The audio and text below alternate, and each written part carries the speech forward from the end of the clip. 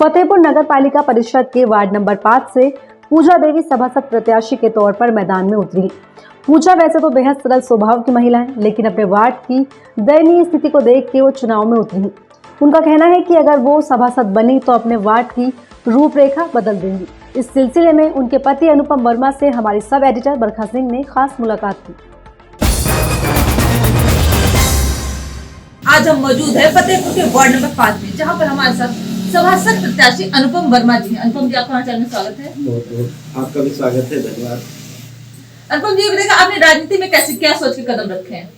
राजनीति में हमने कदम सेवा भाव के लिए रखा है कि जिस तबके समाज के उस तबके तक सेवा नहीं पहुंच सकती है, सुविधा नहीं पहुंच सकती है, जो हमारी गवर्नमेंट चालू कर रखी है हर एक गरीब के लिए, उसको उसके घर तक पहुंचाना, उसकी सेवा करना, हर प्रकार से सेवा करना, चाहे वो बीमारी हो, चाहे किसी की दैनिक आपदा हो, जिस प्रकार से हम लग सके उस हिसाब से हम उसकी सेवा करें। तो आपने कोई रूपरेखा तैयार करके रखी है कि यदि आप इस बार सभासद बनेंगे तो क्या क्या कार्य करवाएंगे?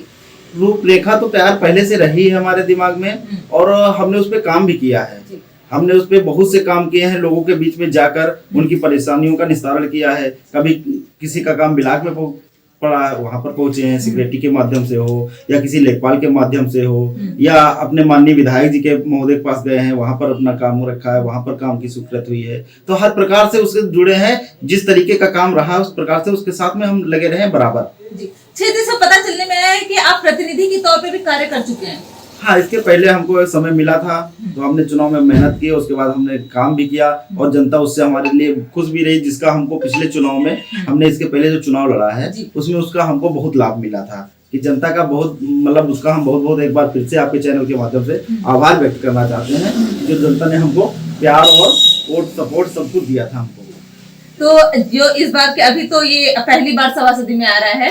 हाँ, ये हमारा, इसके लिए हम माननीय विधायक जी को बहुत बहुत शुक्रिया अदा करने थे, धन्यवाद अदा करना चाहेंगे, क्योंकि जो हमको आजकल जिस सेवा विस्तार से हमको जो शहर की सुविधाएं मिलेंगी। जी, तो आप इससे पहले जो प्रधान यहाँ के रहे उन्होंने कोई खास कार्य तो नहीं करवाया है, वो तो हमने देखे हैं कि जैसे जो सड़कें हैं वो ढंग से नहीं बनी हुई है और काफी गंदगी भी यहाँ पर है। तो इस में आप कैसे जनता को संतुष्ट करेंगे यदि आप सभासद बनेंगे तो? नहीं, हम उसको पूरा अपने दिमाग में रखे हैं कि हम हर उस काम को करना चाहेंगे जिससे हमारी जनता के बीच में गंदगी खत्म हो जाए, नालियां अच्छी हो जाए, सड़क अच्छी हो जाए। अगर हम उसको माननीय मुख्यमंत्री जी के निर्देश अनुसार एक स्मार्ट सिटी की तरह हम भी सोचेंगे, हमारा वार्ड भी एक स्मार्ट वार्ड बन के तैयार हो समाज के बीच में, क्योंकि हमको फिर उस घर पे वोट मांगने के लिए जाना है तो कल उसकी शिकायत ना हो कि आपने कुछ किया ना, वो हमसे आके कहे कि भाई साहब आप फिर से आइए, हम आपके साथ में हैं। वो हमको बच्चा समझ के आपको दोबारा मेहनत ना करना पड़े, जनता स्वयं ही आपको चुन ले। जी, पूरी कोशिश करेंगे कि दोबारा हमको अगर एक बार पद दिया हमको तो उसके बाद अगर हमको मेहनत करनी पड़ रही, फिर हमारा समझो कार्यकाल अच्छा नहीं रहा। हम तो एकदम उस पर सोच के काम कर रहे हैं कि शुरू से ही हमको काम करना है, कभी किसी को परेशान नहीं करना है कि जनता हमको दोबारा मौका दे, ये नहीं सोचेंगे, जनता हमको ही मौका दे ये सोचेंगे। तो विकास के क्षेत्र में सबसे पहला कदम आपका क्या होगा? सबसे पहले हमारे पास एक है, हमारे गांव के सामने जो नाला नहीं बना हुआ है उस नाले को बना देंगे, क्योंकि बहुत लोग उस पर परेशान रहते हैं और वहां से कृषि क्षेत्र भी हमारा काफी जो भीगा रहता है, जलमग्न रहता है बरसात में, तो उसको सुविधा मिलेगी, क्योंकि कृषि को भी बढ़ाना है। भाई, हम किसी को पैसे तो दे नहीं सकते हैं, लेकिन अगर उसको हम निस्तारण कर देंगे तो उससे उसकी इनकम बढ़ेगी, तो उस पर हम फोकस करेंगे, उस पर ध्यान देंगे। जी बिल्कुल। अब कोई मुख्य मुद्दा है जिससे कहकर आप चुनाव में उतरना चाह रहे हैं? मुख्य मुद्दा हमारा बस केवल विकास ही है जी, विकास के कार्य ही विकास और सेवा, अपने से छोटे बड़ों की सबकी सेवा और सबका आशीर्वाद प्राप्त करना, ये मेरा मुख्य मुद्दा रहेगा। आप एक बिजनेसमैन भी हैं और ये जो सभासद का पद है ये बहुत जिम्मेदारी का पद है, तो आप दोनों को कैसे मैनेज करेंगे?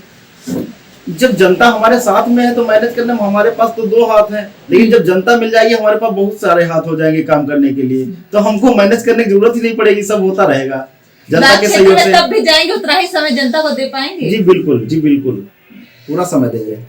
और स्वच्छ भारत मिशन पे आपकी क्या राय है?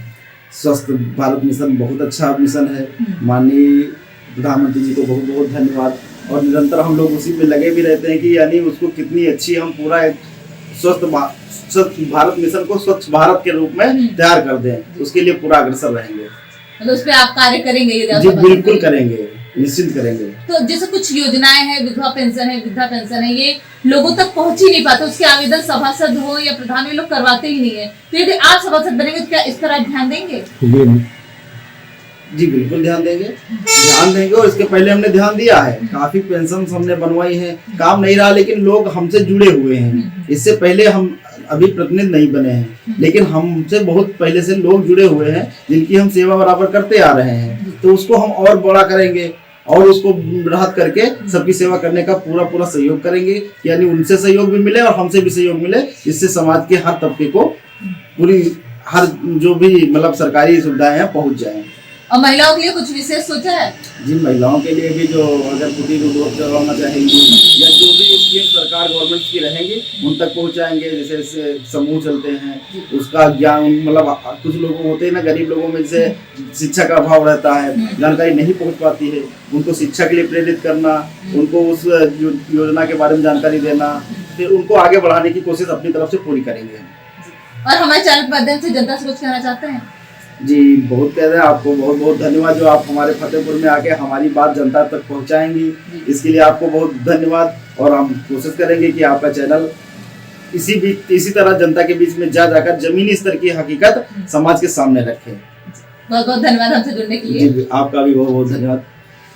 ये थे हमारे साथ सभासद प्रत्याशी अनुपम वर्मा जी, जो कि बहुत जमीन से जुड़े हुए व्यक्ति हैं, साथ ही ये पहले भी कार्य ग्राम में कर चुके हैं, ये प्रतिनिधि के तौर पे कार्य कर चुके हैं और इनको सब कुछ पता है कि कैसे कार्य क्या करना है। और इनका कहना है कि यदि वो सभासद बनेंगे तो वो और भी विकास के कार्य करके दिखाएंगे, वो स्वच्छ भारत मिशन पे भी कार्य करेंगे। अब तो ये देखने वाली बात ये होगी कि बीजेपी इनको टिकट देती है या नहीं, ये सभासद इस बार बनते हैं या नहीं। अनुपम वैसे तो एक व्यापारी हैं, पर अपने वार्ड के प्रति उनका अधिक लगाव है।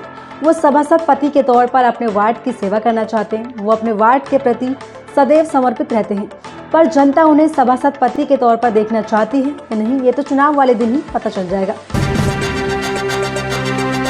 एन न्यूज़ साउथ सच का।